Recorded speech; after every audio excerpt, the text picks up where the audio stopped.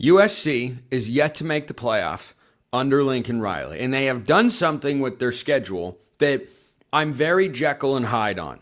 On the one hand, I hate it. On the other hand, I understand it 100%. The logic is hard to deny. USC is taking the Indiana route. The Big Ten, I don't agree with this. This is just the way it is. I don't think it should be this way. I've made my scheduling thoughts very clear in college football over the years on this program.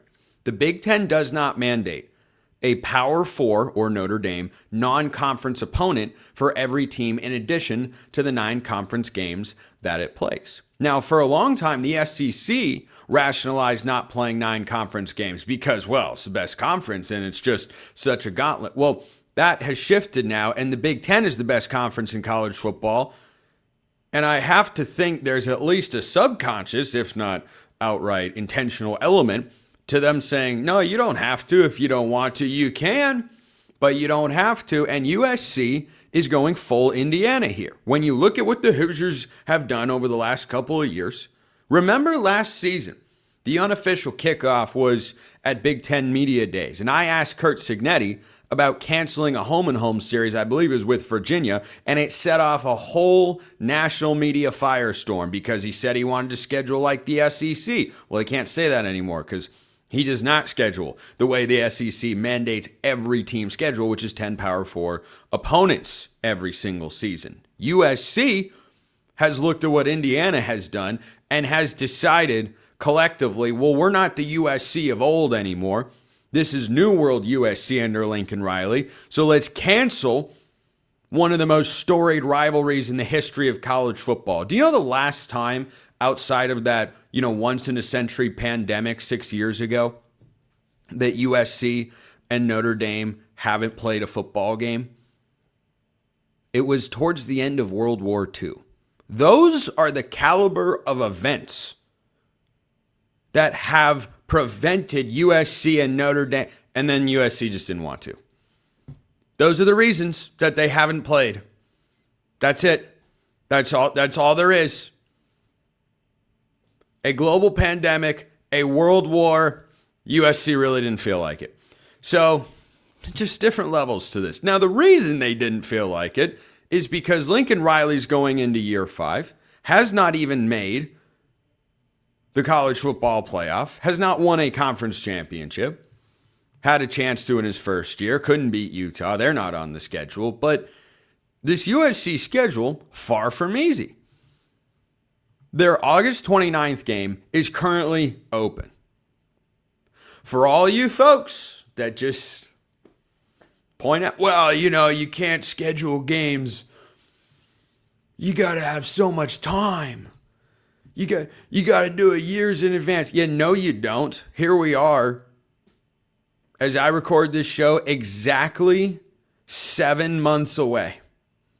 And USC doesn't know who they're playing yet. And magically, they're going to figure it out. That's incredible. So, they'll play a school instead of Notre Dame that they will beat handily. The Irish will be a very good team in 2026. That's what we all expect them to be. They were a very good team in 2025. They just weren't good enough to deserve to be in the college football playoff, of course. So then, once USC figures out which probably group of 5, maybe FCS team they put into the home opener in week 0 on August 29th, which should be week 1, but that's neither here nor there.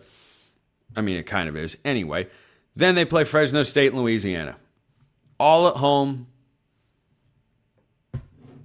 I mean, that's going to be the first 3 weeks. No one wants to watch USC. As a college football fan, I don't like that. Again, I get it. If you're a Trojan fan saying, Spencer, stop knocking USC, stop dogging us, you're just hating on USC. I have held this exact same standard for everybody. I've said the same thing about Washington. I've said the same thing about Penn State. And I don't even have an ulterior motive for being inclined to criticize some of those programs.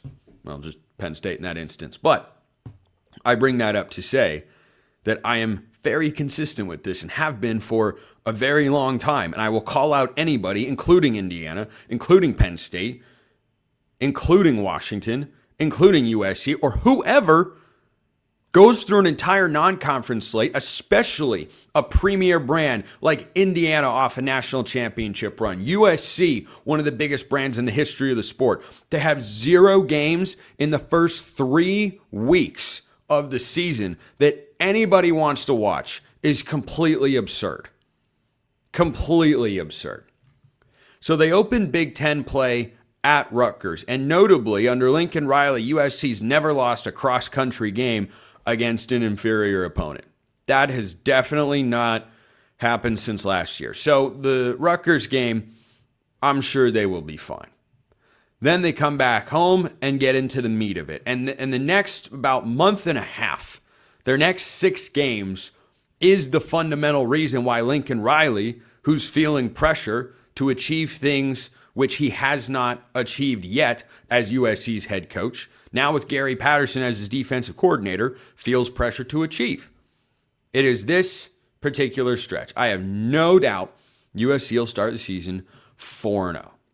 Okay, I have a little doubt because, going all the way to Rutgers, they're not great, not a disaster area, not great. Financial situation, that's a disaster area at Rutgers. That's not good.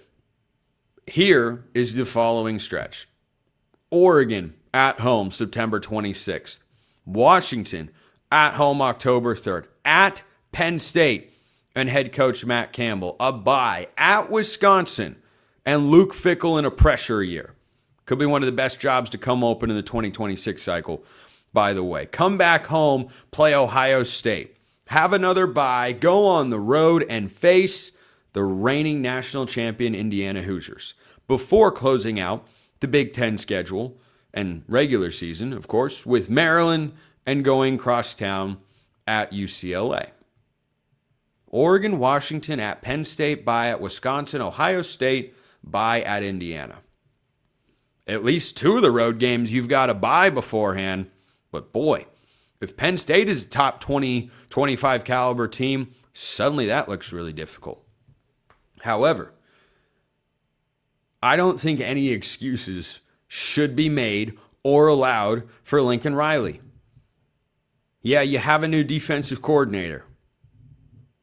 Not the first coach to have to go through a little bit of turnover here and there. This is USC.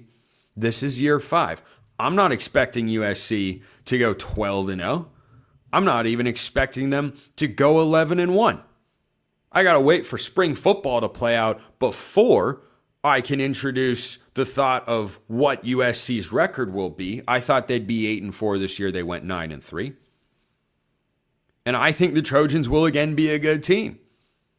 Between Oregon, Ohio State, and Indiana, it is absolutely in year 5 for Lincoln Riley. There's been plenty of time to get everything right and get everything situated. Between those 3 games, you've got 2 of them at home. Those are top 5 caliber teams in 2026.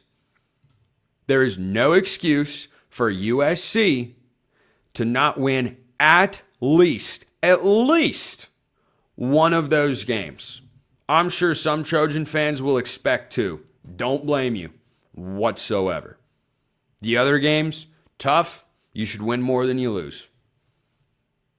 And if the Trojans with that schedule go 10-2, Sharpie them into the playoff.